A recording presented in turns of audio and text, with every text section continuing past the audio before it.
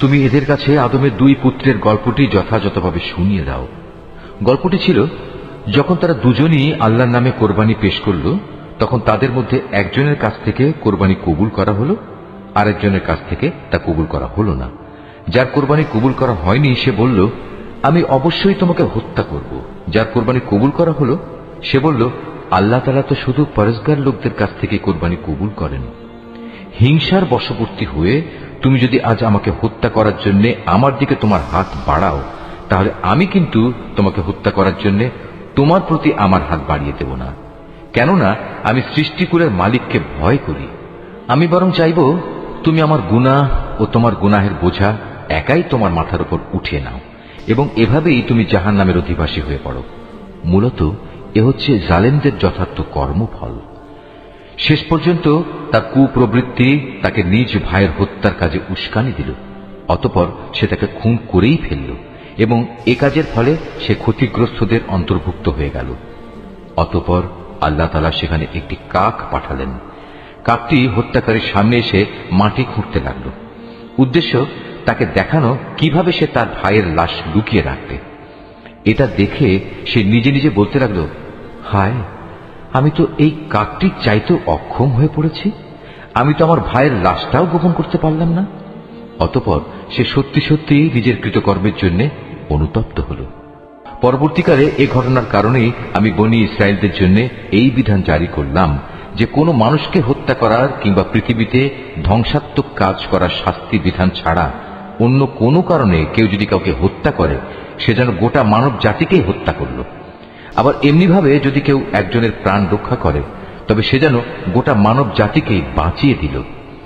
এদের কাছে আমার রসুলরা সুস্পষ্ট নিদর্শন নিয়ে এসেছিল, তারপরেও এদের অধিকাংশ লোক এ জমিনের বুকে সীমা লঙ্ঘনকারী হিসেবেই থেকে গেল। যারা আল্লাহ তাআলা ও তার রসুলের বিরুদ্ধে যুদ্ধ করে এবং আল্লাহর জমিনে বিপর্যয় সৃষ্টি করে, তাদের জন্য নির্দিষ্ট শাস্তি হচ্ছে এই যে তাদের হত্যা করা হবে কিংবা তাদের শূলবিদ্ধ করা হবে, অথবা বিপরীত দিক থেকে তাদের হাত পা কেটে ফেলা হবে কিংবা দেশ থেকে তাদের নির্বাসিত করতে হবে। এই অপমানজনক শাস্তি তাদের দুনিয়ার জীবনের জন্য। তাছাড়া পরকালে তাদের জন্য ভয়াবহ আযাব তো রয়েছেই। তবে এটা তাদের জন্য নয় যাদের উপর তোমাদের আধিপত্য স্থাপিত হবার আগেই তারা তওবা করেছে। তোমরা জেনে রেখো, আল্লাহ তাআলা একান্ত ক্ষমাশীল ও পরম করুণাময়। হে মানুষ, তোমরা যারা ঈমান এনেছ, আল্লাহ তাআলাকে ভয় করো এবং তার দিকে ধাবিত হওয়ার জন্য উপায় খুঁজতে থাকো। তার বিশেষ একটা উপায় হচ্ছে তোমরা আল্লাহর পথে জিহাদ করো। সম্ভবত তোমরা সফলকাম হতে পারবে। আর যারা ঈমান আনতে অস্বীকার করেছে, কিয়ামতের দিন পৃথিবীর সমুদয় ধন দৌলত যদি তাদের করায়ত্ত থাকে, তার সাথে আরো যদি সমপরিমাণ সম্পদ তাদের কাছে থাকে, এ সম্পদ মুক্তিপণ হিসেবে দিয়েও যদি সে কিয়ামতের দিন জাহান্নামের আযাব থেকে মুক্তি পেতে চায়, তাও সম্ভব হবে না। তার কাছ থেকে এর কিছুই সেদিন গ্রহণ করা হবে না। তাদের জন্য সেদিন কঠোর আযাব নির্ধারিত থাকবে। তারা সেদিন দোজখের আযাব থেকে বেরিয়ে আসতে চাইবে, কিন্তু কোনো অবস্থায় তারা সেখান থেকে বেরিয়ে আসতে পারবে না। তাদের জন্য স্থায়ী আযাব নির্দিষ্ট হয়ে আছে। পুরুষ ও নারী এদের যে কেউই চুরি করবে, তাদের হাত দুটো কেটে ফেলে। এটা তাদেরই কর্মফল এবং আল্লাহর পক্ষ থেকে নির্ধারিত দণ্ড। আল্লাহ তাআলা মহা শক্তিশালী ও প্রবল প্রজ্ঞাময়। হ্যাঁ, যে ব্যক্তি এ জঘন্য জুলুম করার পর আল্লাহ তাআলার কাছে তওবা করবে এবং নিজের সংশোধন করে নেবে, অবশ্যই আল্লাহ তাআলা তার তওবা কবুল করবেন। আল্লাহ তাআলা নিঃসন্দেহে বড় ক্ষমাশীল ও দয়াময়। তুমি কি একথা জানো না, এই আকাশমণ্ডলী ও জমিনের একক সার্বভৌমত্ব একমাত্র আল্লাহ তাআলার জন্য? তিনি যাকে ইচ্ছা তাকে শাস্তি দেন, আবার যাকে ইচ্ছা তাকে তিনি মাফ করে দেন। কেননা সবকিছুর উপর তিনিই হচ্ছেন একক ক্ষমতাবান। হে রাসূল, যারা দ্রুত গতিতে কুফরির পথে ধাবিত হচ্ছে, তারা যেন তোমাকে দুঃখ না দেয়। এরা সে দলের লোক যারা মুখে মুখে বলে আমরা ঈমান এনেছি, কিন্তু সত্যিকার অর্থে তাদের অন্তর কখনো ঈমান আনেনি। আর তাদের ব্যাপারও নয় যারা ইহুদি, তারা মিথ্যা কথা শোনার জন্য সদা কান খাড়া করে রাখে এবং তাদের বন্ধু সম্প্রদায়ের যেসব লোক কখনো তোমার কাছে আসেনি, এরা সেই অপর সম্প্রদায়টির জন্যই নিজেদের কান খাড়া করে রাখে। আল্লাহর কিতাবের কথাগুলো আপন জায়গায় বিন্যস্ত থাকার পরেও এরা তা বিকৃত করে বেড়ায় এবং অন্যদের কাছে এরা বলে, হ্যাঁ, যদি এ ধরনের কোনো বিধান তোমাদের দেওয়া হয় তাহলে তোমরা তা গ্রহণ করো, আর সে ধরনের কিছু না দেয়া হলে তোমরা তা থেকে সতর্ক থেকো। আসলে আল্লাহ তাআলা যার পথচ্যুতি চান তাকে আল্লাহর পাকড়াও থেকে বাঁচানোর জন্য তুমি তো কিছুই করতে পারো না। এরাই হচ্ছে সেসব হতভাগ্য লোক। আল্লাহ তাআলা কখনো যাদের অন্তরগুলোকে পাক সাফ করার ইরাদা পোষণ করেন না, তাদের জন্য পৃথিবীতে যেমনি রয়েছে অপমান ও লাঞ্ছনা, পরকালেও তেমনি তাদের জন্য অপেক্ষা করছে ভয়াবহ আযাব। ইহুদিদের চরিত্র হচ্ছে, এরা যেমন মিথ্যা কথা শুনতে অভ্যস্ত, তেমনি এরা হারাম মাল খেতেও ওস্তাদ। অতএব এরা যদি কখনো কোনো বিচার নিয়ে তোমার কাছে আসে, তাহলে তুমি চাইলে তাদের বিচার করতে পারো কিংবা তাদের উপেক্ষা করো। যদি তুমি তাদের ফিরিয়ে দাও তাহলে নিশ্চিত থাকো এরা তোমার কোনোই অনিষ্ট করতে পারবে না। তবে যদি তুমি তাদের বিচার ফয়সালা করতে চাও তাহলে অবশ্যই ন্যায় বিচার করবে। নিঃসন্দেহে আল্লাহ তাআলা ন্যায় বিচারকদের ভালোবাসেন। এসব লোক কিভাবে তোমার কাছে বিচারের ভার নিয়ে হাজির হবে যখন তাদের নিজেদের কাছেই আল্লাহর পাঠানো তাওরাত মজুদ রয়েছে? তাতেও তো বিচার আচার সংক্রান্ত আল্লাহর বিধান আছে। তুমি যা কিছুই করো না কেন, একটু পরেই তারা তোমার কাছ থেকে মুখ ফিরিয়ে নেবে। এরা আসলে ঈমানদারই নয়। নিঃসন্দেহে আমি মুসার কাছে তাওরাত নাজিল করেছি, তাতে তাদের জন্য পথ নির্দেশ ও আলোকবর্তিকা বর্তমান ছিল। আমার নবীরা যারা আমার বিধানেরই অনুবর্তন করত, ইহুদি জাতিকে এ হেদায়েত মোতাবেকই আইন কানুন প্রদান করত। নবীদের পর তাদের জ্ঞান সাধক ও ধর্মীয় পণ্ডিতরাও এ অনুযায়ী বিচার ফয়সালা করত। কেননা নবীর পর আল্লাহর কিতাব সংরক্ষণ করার দায়িত্ব এদেরই দেয়া হয়েছিল। তারা নিজেরাও ছিল এর প্রত্যক্ষ সাক্ষী। সুতরাং তোমরা মানুষদের ভয় না করে একান্তভাবে আমাকেই ভয় করো, আর আমার আয়াতসমূহ সামান্য মূল্যে বিক্রি করে দিও না। যারা আল্লাহর নাজিল করা আইন অনুযায়ী বিচার ফয়সালা করে না, তারাই হচ্ছে কাফের। তাওরাতে আমি তাদের জন্য বিধান নাজিল করেছিলাম যে তাদের জানের বদলে জান, চোখের বদলে চোখ, নাকের বদলে নাক, কানের বদলে কান, দাঁতের বদলে দাঁত। শাস্তি প্রয়োগের সময় এই শারীরিক জখমটাই কিন্তু আসল দণ্ড বলে বিবেচিত হয়। অবশ্য বাদীপক্ষের কেউ যদি এই দণ্ড মাফ করে দিতে চায় তাহলে তা তার নিজের গুনাহ খাতার জন্য কাফারা হিসেবে গণ্য হবে। আর যারাই আল্লাহ নাজিল করা বিধান অনুযায়ী বিচার ফয়সালা করবে না, তারা হচ্ছে জালেম। এ ক্রমধারায় অতঃপর আমি মরিয়ম পুত্র ঈসাকে পাঠিয়েছি। সে সময় আগে থেকে তাওরাতে যা কিছু অবশিষ্ট ছিল সে ছিল তার সত্যতা স্বীকারকারী, আর আমি তাকে ইনজিল দান করেছি, তাতে ছিল হেদায়েত ও নূর। তখন তাওরাতে যা কিছু তার কাছে বর্তমান ছিল, ইনজিল কিতাব তার সত্যতা স্বীকার করেছে। তদুপরি তাতে আল্লাহ ভীরু লোকদের জন্য পথ নির্দেশ ও উপদেশ মজুদ ছিল। ইনজিলের অনুসারীদের উচিত এর ভেতর আল্লাহ তাআলা যা কিছু নাজিল করেছেন তার ভিত্তিতে বিচার ফয়সালা করা। কেননা যারাই আল্লাহর নাজিল করা আইনের ভিত্তিতে বিচার করবে না, তারাই ফাসেক। হে মুহাম্মদ, আমি তোমার প্রতি সত্য দিন সহ এ কিতাব নাজিল করেছি। আগের কিতাবসমূহের যা কিছু অবিকৃত অবস্থায় তার সামনে মজুদ রয়েছে, এ কিতাব তার সত্যতা স্বীকার করে। শুধু তাই নয়, এ কিতাব সেসব বিধানের হেফাজতকারীও বটে। সুতরাং আল্লাহ তাআলা যেসব বিধি বিধান নাজিল করেছেন তার ভিত্তিতেই তুমি বিচার ফয়সালা করো। আর এ বিচারের সময় তোমার নিজের কাছে যা সত্য দিন এসেছে তা থেকে সরে গিয়ে তাদের খেয়াল খুশির অনুসরণ করো না। আমি তোমাদের প্রতিটি সম্প্রদায়ের জন্য শরীয়ত ও কর্মপন্থা নির্ধারণ করে দিয়েছি। আল্লাহ তাআলা চাইলে তোমাদের সবাইকে একই উম্মত বানিয়ে দিতে পারতেন, বরং তিনি তোমাদের যা দিয়েছেন তার ভিত্তিতে তোমাদের যাচাই বাছাই করে নিতে চেয়েছেন। অতএব ভালো কাজে তোমরা সবাই প্রতিযোগিতা করো, কেননা আল্লাহ তাআলার দিকেই হবে তোমাদের সকলের প্রত্যাবর্তন স্থল। এখানে তোমরা যেসব বিষয় নিয়ে মতভেদ করতে, অতঃপর তিনি অবশ্যই তা তোমাদের স্পষ্ট করে বলে দেবেন। অতএব হে মুহাম্মদ, তোমার উপর আল্লাহ তাআলা যে আইন কানুন নাজিল করেছেন তুমি তারই ভিত্তিতে এদের মাঝে বিচার ফয়সালা করো, এবং কখনো তাদের খেয়াল খুশির অনুসরণ করো না, এবং তাদের ষড়যন্ত্র থেকে সতর্ক থেকো। যা কিছু আল্লাহ তাআলা তোমার উপর নাজিল করেছেন তার কোনো কোনো বিষয়ে যেন তারা কখনো তোমাকে ফিতনায় না ফেলতে পারে। অতঃপর তোমার ফয়সালা যদি এরা মুখ ফিরিয়ে নেয় তাহলে জেনে রেখো আল্লাহ তাআলা তাদের নিজেদেরই কোনো গুনাহের জন্য তাদের কোন রকম মুসিবতে ফেলতে চান, কেননা মানুষের মাঝে অধিকাংশই হচ্ছে অবাধ্য। তবে কি তারা পুনরায় জাহেলিয়াতের বিচার ব্যবস্থা তালাশ করছে? অথচ যারা আল্লাহতে বিশ্বাস করে তাদের কাছে আল্লাহ তাআলার চাইতে উত্তম বিচারক আর কে হতে পারে? হে ঈমানদার লোকেরা, তোমরা কখনো ইহুদি খ্রিস্টানদের নিজেদের বন্ধু হিসেবে গ্রহণ করো না, কেননা এরা নিজেরা সব সময় একে অপরের বন্ধু। তোমাদের মধ্যে কেউ যদি কখনো এদের কাউকে বন্ধু বানিয়ে নেয় তাহলে সে তাদেরই দলভুক্ত হয়ে যাবে। আর আল্লাহ তাআলা কখনো জালেম সম্প্রদায়কে হেদায়েত দান করেন না।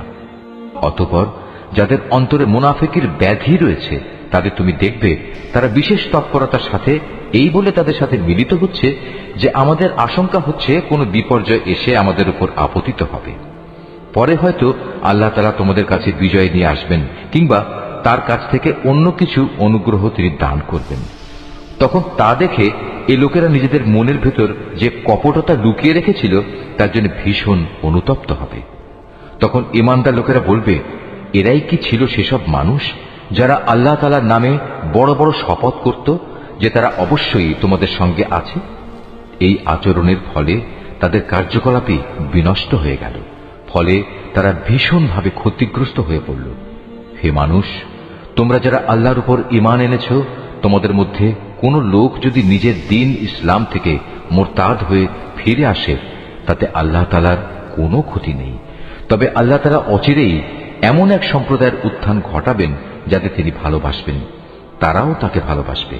তারা হবে মুমিনদের প্রতি কোমল ও কাফেরদের প্রতি কঠোর। তারা আল্লাহর পথে সংগ্রাম করবে, কোন নিন্দুকের নিন্দার পরোয়া তারা করবে না। মূলত এ হচ্ছে আল্লাহর একটি অনুগ্রহ, যাকে চান তাকে তিনি তা দান করেন। আল্লাহ তাআলা প্রাচুর্যময় ও প্রজ্ঞার আধার। তোমাদের একমাত্র পৃষ্ঠপোষক হচ্ছেন আল্লাহ তাআলা, তার রাসূল এবং সেসব ঈমানদার লোকেরা যারা নামাজ প্রতিষ্ঠা করে, যাকাত আদায় করে, সর্বোপরি আল্লাহ তাআলার সামনে যারা সদা অবনমিত থাকে। আর যে ব্যক্তি আল্লাহ তাআলা, তার রাসূল ও ঈমানদারদের নিজের বন্ধুরূপে গ্রহণ করবে তারা যেন জেনে রাখে কেবলমাত্র আল্লাহ তাআলার দলটিই বিজয়ী হবে। হে ঈমানদার লোকেরা, তোমাদের আগে যাদের আল্লাহ তাআলার কিতাব দেওয়া হয়েছিল তাদের মধ্যে যারা তোমাদের দিনকে বিদ্রূপ ও খেল তামাশার বস্তুতে পরিণত করে রেখেছে তাদের এবং কাফেরদের কখনো তোমরা নিজেদের বন্ধু বানিও না। যদি তোমরা সত্যিকার অর্থে মোমেন হয়ে থাকো তাহলে একমাত্র আল্লাহ তাআলাকেই বন্ধু বানাও এবং তাকেই ভয় করো।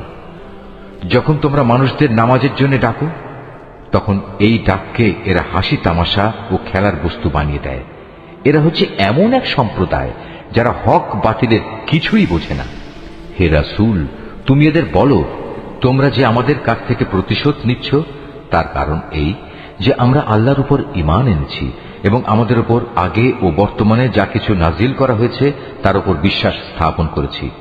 আসলে তোমাদের অধিকাংশ মানুষই হচ্ছে গুনাহগার। হে রাসূল, তুমি বলো, আমি কি তোমাদের বলে দেব আল্লাহর কাছ থেকে সবচাইতে নিকৃষ্ট পুরস্কার কে পাবে? সে লোক হচ্ছে যার উপর আল্লাহ তাআলা অভিশাপ দিয়েছেন, যার উপর আল্লাহর ক্রোধ রয়েছে এবং যাদের কিছু লোককে তিনি বানর, কিছু লোককে শুয়োরে পরিণত করে দিয়েছেন, যারা মিথ্যা মাবুদের আনুগত্য স্বীকার করেছে। এরাই হচ্ছে সেসব লোক পরকালে যাদের অবস্থান হবে অত্যন্ত নিকৃষ্ট এবং দুনিয়াতেও এরা সরল পথ থেকে বহু দূরে বিচ্যুত হয়ে পড়েছে। তারা যখন তোমার সামনে আসে তখন বলে, আমরা ঈমান এনেছি। আসলে তারা তোমার কাছে কুফরি নিয়েই প্রবেশ করছিল এবং তা নিয়েই তোমার কাছ থেকে তারা বেরিয়ে গেছে। তারা মনের ভেতর যা কিছু লুকিয়ে রাখছিল আল্লাহ সে ব্যাপারে পূর্ণ ওয়াকিফাল রয়েছেন। তাদের অনেককেই তুমি দেখতে পাবে গুনাহ করা, আল্লাহর সাথে বিদ্রোহ ও হারাম মাল ভোগ করার কাজে এরা একে অপরের সাথে প্রতিযোগিতা করে চলেছে। এরা যা কিছু করে মূলত তা বড়ই নিকৃষ্ট কাজ। কত ভালো হতো এদের ধর্মীয় নেতা ও পণ্ডিত ব্যক্তিরা যদি এদের এসব পাপের কথা ও হারাম মাল ভোগ করা থেকে বিরত রাখত, কারণ এরা যা কিছু সংগ্রহ করছে তা বড়ই জঘন্য। ইহুদিরা বলে আল্লাহর দানের হাত পা বাঁধা পড়ে গেছে। আসলে তাদের নিজেদের হাতই বাঁধা পড়ে গেছে। আর তারা যা কিছু বলেছে সে কারণে তাদের উপর আল্লাহ তাআলার অভিশাপ নাজিল করা হয়েছে। আল্লাহর তো দুনিয়া আখিরাতের উভয় হাতই মুক্ত।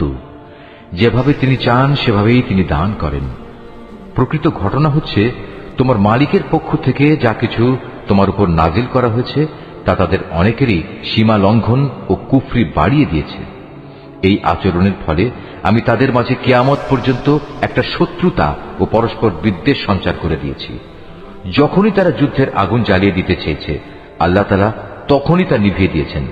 তারা বারবার এ জমিনে বিপর্যয় সৃষ্টির প্রয়াস পেয়েছে। আসলে আল্লাহ তাআলা বিপর্যয় সৃষ্টিকারীদের মোটেই ভালোবাসেন না। যদি আহলে কিতাবরা ঈমান আনত এবং আল্লাহকে ভয় করত, তবে অবশ্যই আমি তাদের গুনাহ খাতা মুছে দিতাম এবং তাদের আমি নিয়ামতে পরিপূর্ণ জান্নাতে প্রবেশ করাতাম। যদি তারা তাওরাত ও ইনজিল তথা তার বিধান প্রতিষ্ঠা করত, আর যা তাদের উপর তাদের মালিকের কাছ থেকে নাজিল করা হয়েছে তার উপর প্রতিষ্ঠিত থাকত, তাহলে তারা রিজিক পেত তাদের মাথার উপরের আসমান থেকে ও তাদের পায়ের নিচের জমিন থেকে। তাদের মধ্যে অবশ্য একদল ন্যায় ও মধ্যপন্থী লোক রয়েছে, তবে তাদের অধিকাংশই হচ্ছে এমন যাদের কর্মফল খুবই নিকৃষ্ট। হে রাসূল, যা কিছু তোমার উপর নাজিল করা হয়েছে তা তুমি অন্যের কাছে পৌঁছে দাও। যদি তুমি তা না করো, তাহলে তুমি তো মানুষদের কাছে তার বার্তা পৌঁছে দিলে না। আল্লাহ তাআলা তোমাকে মানুষের অনিষ্ট থেকে বাঁচিয়ে রাখবেন। নিশ্চয়ই আল্লাহ তাআলা কখনো কোনো অবাধ্য জাতিকে পথ প্রদর্শন করেন না। তুমি তাদের বলো, হে আহলে কিতাবরা, যতক্ষণ পর্যন্ত তোমরা তাওরাত, ইনজিল ও তোমাদের প্রতি তোমাদের মালিকের পক্ষ থেকে যা নাজিল করা হয়েছে তা প্রতিষ্ঠিত না করবে, ততক্ষণ পর্যন্ত মনে করতে হবে তোমরা কোনো কিছুর উপরই প্রতিষ্ঠিত নেই। তোমার মালিকের কাছ থেকে যা কিছু তোমার প্রতি নাজিল করা হয়েছে তা তাদের অনেকেরই সীমা লঙ্ঘন ও কুফরি বাড়িয়ে দেবে। সুতরাং তুমি এই কাফের সম্প্রদায়ের জন্য মোটেই আফসোস করো না। নিশ্চয়ই ইহুদি, সাবেঈ, খ্রিস্টান যে কেউই এক আল্লাহ তাআলা ও শেষ বিচার দিনের উপর ঈমান আনবে এবং সৎকর্ম করবে, তাদের কোনো ভয় নেই। পরকালেও তাদের কোনো দুশ্চিন্তাগ্রস্ত হতে হবে না। বনী ইসরাইলের কাছ থেকে আমি আনুগত্যের অঙ্গীকার আদায় করে নিয়েছিলাম এবং সে মোতাবেক আমি তাদের কাছে রসুলদের প্রেরণ করেছিলাম। কিন্তু যখনই কোন রসুল তাদের কাছে এমন কোন বিধান নিয়ে হাজির হয়েছে যা তাদের পছন্দসই ছিল না, তখনই তারা এই রসুলদের একদলকে মিথ্যাবাদী বলেছে, আরেক দলকে তারা হত্যা করেছে। তারা ধরে নিয়েছিল এত কিছু করা সত্ত্বেও তাদের উপর কোনো বিপর্যয় আসবে না, তাই তারা সত্য গ্রহণ করার ব্যাপারে অন্ধ ও বধির হয়ে থাকল।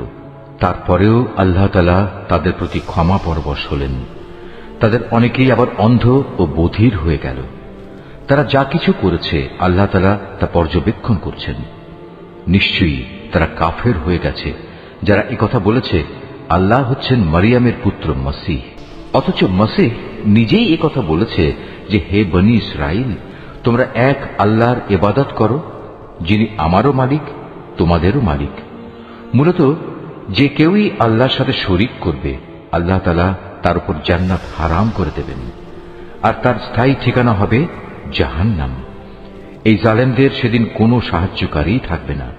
তারাও কুফরি করেছে যারা বলেছে তিনজনের মধ্যে তৃতীয় জন হচ্ছেন আল্লাহ, অথচ এক আল্লাহ তাআলা ছাড়া আর কোনো ইলাহ নেই। তারা যদি এখনো তাদের এসব অলীক কথাবার্তা থেকে ফিরে না আসে, তবে তাদের মাঝে যারা একথা বলে কুফরি করেছে তাদের অবশ্যই কঠিন যন্ত্রণাদায়ক আযাবে পেয়ে যাবে। তারা কি আল্লাহর কাছে তওবা করবে না? কখনো কি তারা তার কাছে ক্ষমা প্রার্থনা করবে না? আল্লাহ তাআলা বড়ই ক্ষমাশীল ও দয়াময়। মারিয়াম পুত্র মসীহ তো রসুল ছাড়া কিছুই ছিল না। তার আগেও তার মতো অনেক রসুল গত হয়েছে। তার মা ছিল এক সত্যনিষ্ঠ মহিলা। তারা মা ও ছেলে উভয়ই আর দুদষ্টি মানুষের মতো করেই খাবার খেত। তুমি লক্ষ্য করে দেখো আমি কিভাবে আমার আয়াতগুলো খুলে খুলে বর্ণনা করছি। তুমি দেখো কিভাবে তারা সত্য বিমুখ হয়ে যাচ্ছে। তুমি বলো, তোমরা কি আল্লাহকে বাদ দিয়ে এমন কিছুর ইবাদত করছো যা তোমাদের কোনো ক্ষতি কিংবা উপকার কিছুই করার ক্ষমতা নেই? প্রকৃতপক্ষে আল্লাহ তাআলা সব কিছুই শোনেন এবং সবকিছুই জানেন। তুমি বলো, হে আহলে কিতাবরা, তোমরা কখনো নিজেদের দ্বীনের ব্যাপারে অন্যায় বাড়াবাড়ি করো না। মসীহের ব্যাপারে তোমরা সেসব জাতির খেয়াল খুশির অনুসরণ করো না যারা তোমাদের আগেই পথভ্রষ্ট হয়ে গেছে এবং তারা অনেক লোককেই গোমরাহ করে দিয়েছে। আর তারা নিজেরাও সহজ সরল পথ থেকে বিচ্যুত হয়ে গেছে। বনি ইসরায়েলদের আরো যারা মসিহের ব্যাপারে আল্লাহর এ ঘোষণা অস্বীকার করেছে, তাদের উপর দাউদ ও মরিয়ম পুত্র ঈসার মুখ থেকে অভিশাপ দেওয়া হয়েছে, কেননা তারা আল্লাহর বিরুদ্ধে বিদ্রোহ করেছে এবং সীমা লঙ্ঘন করেছে। তারা যেসব গর্হিত কাজ করত তা থেকে তারা একে অপরকে বারণ করত না। তারা যা করত নিঃসন্দেহে তা ছিল নিকৃষ্ট। তুমি তাদের মাঝে এমন বহু লোককে দেখতে পাবে যারা ইমানদারদের বদলে কাফেরদের সাথে বন্ধুত্ব করতে বেশি আগ্রহী। অবশ্য তারা নিজেরা যা কিছু অর্জন করে সামনে পাঠিয়েছে তাও অতি নিকৃষ্ট। এ কারণে আল্লাহ তাআলা তাদের উপর ক্রোধান্বিত হয়েছেন। এই লোকেরা চিরকাল আযাবেই নিমজ্জিত থাকবে। তারা যদি সত্যি আল্লাহ তাআলা, তার নবী ও তার প্রতি যা নাজিল করা হয়েছে তার প্রতি যথাযথ ঈমান আনত, তাহলে এরা কাফেরদের বন্ধু হিসেবে গ্রহণ করত না। কিন্তু তারা তো অধিকাংশই হচ্ছে গুনাহগার। অবশ্যই তোমরা ঈমানদারদের সাথে শত্রুতার ব্যাপারে ইহুদি ও মুশরিকদেরই বেশি কঠোর দেখতে পাবে। অপরদিকে মুমিনদের সাথে বন্ধুত্বের ব্যাপারে তোমরা সেসব লোককে কিছুটা নিকটতর পাবে যারা বলেছে আমরা খ্রিস্টান। এটা এই কারণে যে তখনও তাদের মধ্যে ধর্মীয় পণ্ডিত ব্যক্তি ও সংসার বিরাগী ফকির দরবেশরা মজুদ ছিল, আর এ ব্যক্তিরা সাধারণত অহংকার করে না।